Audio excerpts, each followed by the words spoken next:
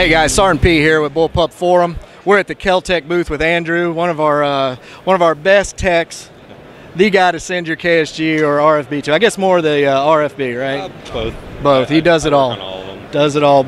Great products. You know, I'm a huge fan. I own everything you got. But we got a couple of new things this year. Well, let's talk about this one in front of us. Sure. The M43, sort of brand new. Still a prototype, but we're getting it out there. Debuting it today. Full ambidextrous, downward ejecting 223 bullpup. It's going to be pretty revolutionary. Run over some of the features on this one. Obviously, everyone's noted the wood furniture on this. Well, let me stop you there. The wood furniture is fantastic. I saw some pictures leading up to this, and they don't do it justice. This is very pretty furniture. It's very beautiful. There's multiple different variants if you walk around. The other cool thing is it's all interchangeable. So the steel chassis that's on this one is able to be swapped out for the polymer. All the wood is able to be swapped out for polymer. You can add the rail to the top. Like I said, fully interchangeable. So when you're saying to the polymer, you're talking the RDB? Yeah, all RDB. It's actually the RDB. The only reason it's called the M43 is just because it's the wood variant right, of it. Kind of a throwback. Yes, exactly. All 1943 technology throughout. So run down, like I said, some of the little features. Fully adjustable gas system, much like the RFB. Right. You got your op handle. It's a nice long stroke on it, so you get very low recoil. It's a short stroke gas piston, much like the RFB as well. Slightly different in design, but very similar in the fashion of locking, unlocking, and whatnot. It uses a modified stoner style bolt in there.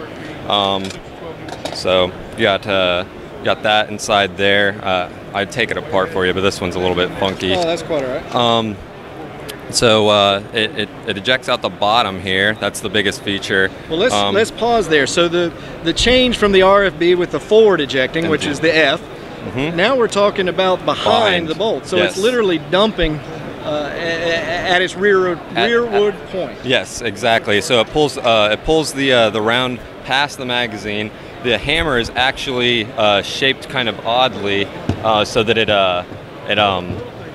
it comes up and it'll strike the firing pin, and as it's coming back, it actually becomes kind of a trough for the round to hit and dump out. How about that? So it's simplistic but innovative. Simplistic and innovative, and it works well. Other really neat features are like I said, full ambidextrous. Everything's on both sides. My favorite part though has got to be the magazine release being right here. This one's a bit sticky since it's a prototype, but you can just bump it with your thumb, or you can strip it just like so. Sure. So very neat. And then the bolt release. Bolt release is back here. This one, like I said, it's kind of sticky. Yeah.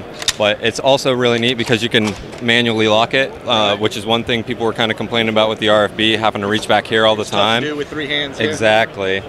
But other than that, I mean, it's kind of very similar to the RFB, but yet just different enough that it makes it kind of special and unique. Sure. And in the 5.56 caliber. And in 5.56 caliber. Also going to be probably released in 6.5 Grindle and the AK round. Oh, okay. 7.62? Yeah, 7.62 by 39, I believe. And then we might be working on some other calibers as well in the future.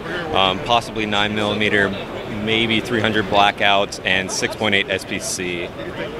So let's talk about at least the time frame. What are you looking at? When do you think the first ones will hit the market? We are shooting for 4th quarter this year, but like I said, since it's still prototype and all that good stuff, it's going to be subject to change, if you will. We're also working on a non-reciprocating operating handle one right now as well to make that even more user-friendly and all. So very interesting in that it is the throwback with the wooden furniture, but everything's interchangeable with the RDB. Indeed. So you could almost buy a few extra parts and have 2 different rifles. Yeah, exactly. Yeah, you could have it as a showpiece rifle and then take it apart, throw all the polymer on it, and take it out and go hunting with it if you like. And we'll get some pictures of the other wood that's offered, because that's fantastic. Exactly. It's beautiful. Yeah, there's some beautiful woods that we've got. Some laminates. There's a pepperwood one that I think is just gorgeous. Oh yeah, I saw that. It is. So two more things. The trigger pull.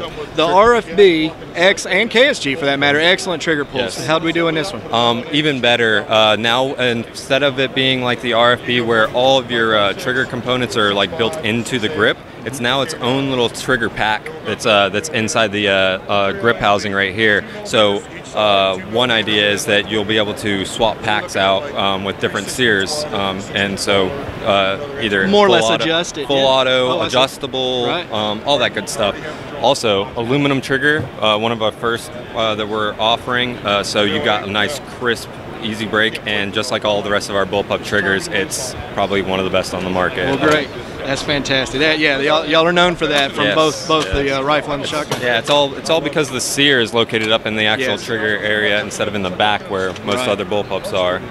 Yeah, smart, great design. Thank you. All right, last thing. Yeah. Price range. What are we looking at? MSRP for the wood one is tentatively about $3,000. For the polymer, about $2,000, but still, like I said, subject to change depending. So. Great. It's going to be Andrew. It's going to be exciting. I'm super excited. Obviously, I am. You know, I love bullpups, but I love Kel-Tec, and I'm impressed. It's very good looking, and pictures just don't do it justice. But we'll try to take some good ones. Awesome. Thank you so much. Thank you, Andrew.